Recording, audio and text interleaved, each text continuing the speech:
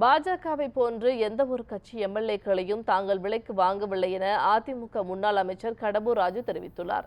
தூத்துக்குடி மாவட்டம் கோவில்பட்டியில் செய்தியாளர்களிடம் அவர் பேசியதை சூப்பர் பைட்ஸ் பகுதியில் பார்க்கலாம்.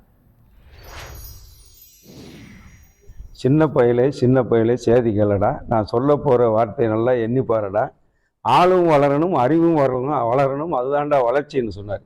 இது தீர்க்க தரிசனமாக இப்படிப்பட்டவர்கள்லாம் பின்னால் அரசியலுக்கு வருவார்கள் என்று கருதிதான் இந்த பாடலை மிக பொருத்தமாக கிட்டத்தட்ட 60 ஆண்டுகளுக்கு முன்பாக புரட்சி தலைவர் எம்ஜிஆர் பாடி வைத்திருக்கின்றார். ஏன்னு சொன்னால் அவர் கல்வி தகுதிக்கு ஏற்ப பேச்சிலே முதிர்ச்சி இல்லை, நாகரிகம் இல்லை, வயதுக்கு தக்கவாறு பண்பாடும் இல்லை.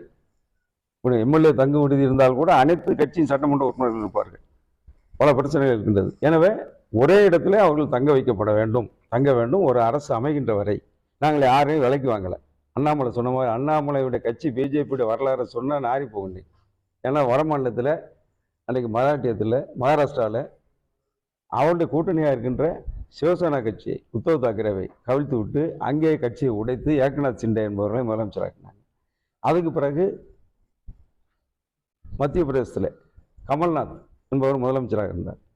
காங்கிரஸ் அவரை கவிழ்த்து விட்டு பிஜேபி மற்ற எம்எல்ஏக்களை விலைக்கு வாங்கி பேரம் பேசுகிற குதிரை பேரம் பேசுனதெல்லாம் பிஜேபி ஆளுகின்ற பிஜேபி ஆட்சியை பிடித்த மாநிலங்களில் தான் நடந்ததை தவிர அப்படிப்பட்ட நிகழ்வு இங்கே ஒரு சம்பவம் கூட ஒரு எம்எல்ஏ கூட நாங்கள் விலைக்கு வாங்கவில்லை.